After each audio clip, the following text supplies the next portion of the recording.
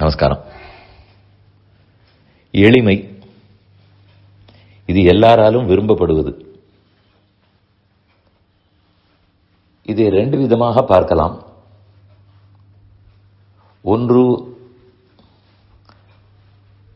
என்னென்ன வாழ்க்கை வசதிகளை வைத்துக் கொண்டிருக்கிறோம், நாம் உடுக்கும் உடை, உண்ணும் உணவு, படுக்கும் இடம், வீடு, போகும் வாகனம், இவை எல்லாவற்றிலும் எளிமையை கடைபிடிக்க முடியும்.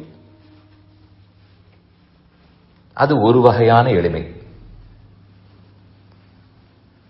மற்றொன்று, அவரிடத்தில் எளிதில் அணுகலாம், பழகலாம். அப்படி ஒன்றும் பட்டாடோபம் காட்ட மாட்டார், எளியவர்.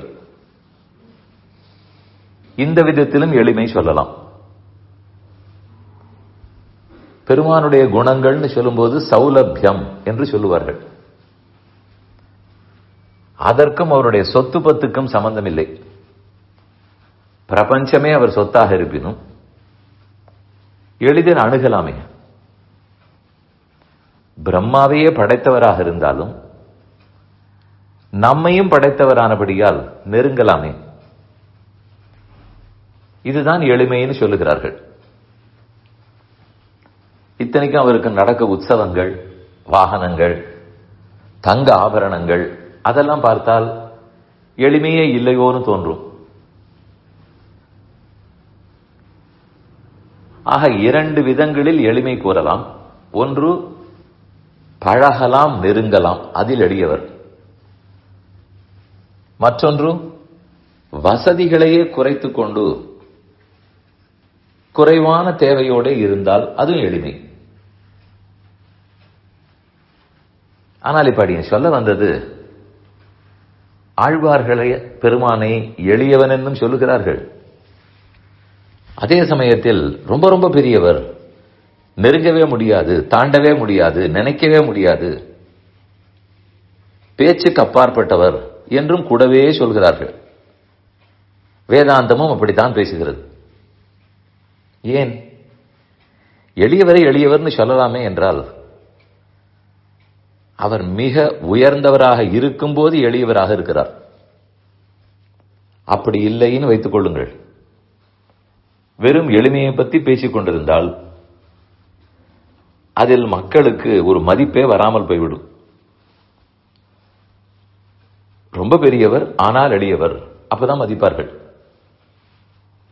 பணக்காரர் ஆனால் எளியவர், இன்னும் மதிப்பு கூடும். பெரிய பதவியில் இருப்பவர் ஆனால் பழகலாம், மதிப்பு உயரும்.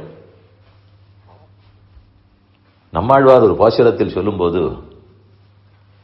பத்துடை அடியவர்க்கு எளியவர், பிறர்களுக்கரிய வித்தகன். பக்தி இருப்பவர்களுக்கு மிக எளியவராக இருப்பார். பக்தி அற்றவர்களாலே அண்டக்கூட முடியாது என்று ஒரு பாட்டில் சொன்னார். அடுத்த பாட்டிலேயே எளிவரும் இயல்வினன், இல்லை இல்லை இன்னாருக்கு எளியவர் இணையாருக்கு வலியவர் என்றெல்லாம் இல்லை, எல்லாருக்குமே எளியவர் தான். அவருடைய தன்மையே, சுபாவமே எளிமைதான் என்றும் சொல்லுகிறார். அவருடைய தன்மையே எளிமைதான் சொல்லிவிட்டு போயிருக்கலாம். எதற்கு கூடவே இல்லை இல்லை பக்தர்களுக்கு எளியவர், அல்லாதவர்களுக்கு வலியவர் ஏன் சொல்ல வேண்டும்? அதை சொல்லாவிட்டால் உண்மையும் புரியாது, மதிப்பும் வராது. அவர் உண்மையிலேயே பெரியவராயித்தே. இல்லை என்றால் எத்தனையோ பிரம்ம ரிஷிகள் கூட 1000 ஆண்டு தவம் புரிந்தேன், ஆனாலும் அவரை காண முடியவில்லை சொல்கிறார்களே.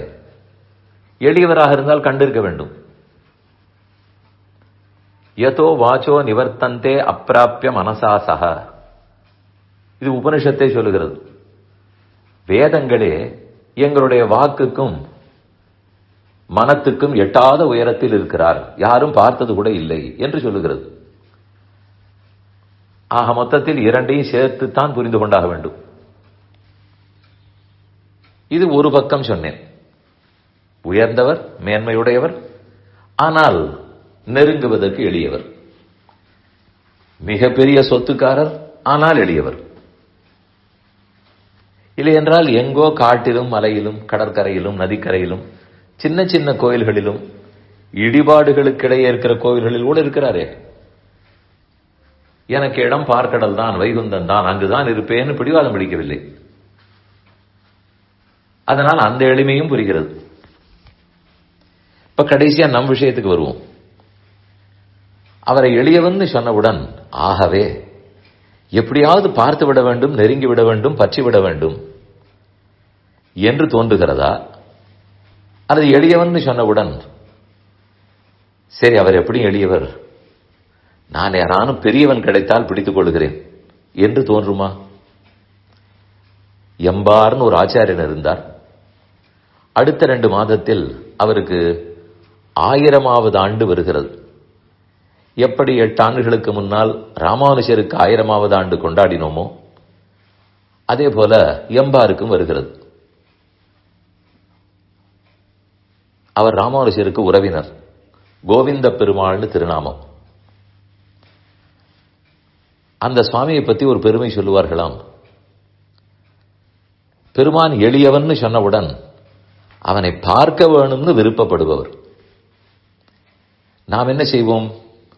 பெரிய மனிதர், பதவிக்காரர், பணக்காரர் என்றால் பார்க்க வேண்டும்னு ஆசைப்படுவோம். கூட்டம் கூட்டமாக போவோம். ஆனால் எளியவர் வாசலில் போய் கொண்டிருக்கிறார்னா யார் வந்து பார்ப்போம்? வேண்டாம் என்று தானே தோன்றும். எத்தனையோ எளியவர்கள் நான் பார்த்து என்ன செய்ய போகிறேன்னு முடித்து விடுவோம். ஆனால் எம்பார் அவருடைய பெருமை தெரிந்து எளிமை புரிந்தபடியால் அவரை உடனடியாக காண வேணும், எப்போதும் காண வேணும்னு ஆசை கொள்ளுவாராம். அதுதான் அவருக்கு பெருமை. ஆக பெருமானுடைய மேன்மையும் புரிந்து எளிமையும் தெரிந்து கொண்டு ஆகவே ஆசையுடனும் தைரியமுடனும் நெருங்கலாம், காணலாம் என்ற விருப்பம்தான் நம்மில் வர வேண்டும்.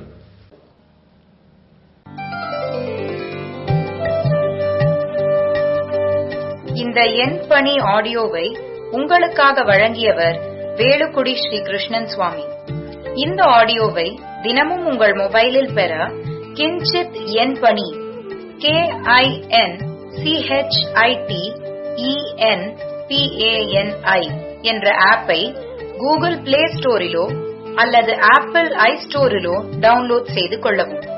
தினம்தோறும் இது போன்ற உபன்யாசங்களை கேட்டு மகிழவும்.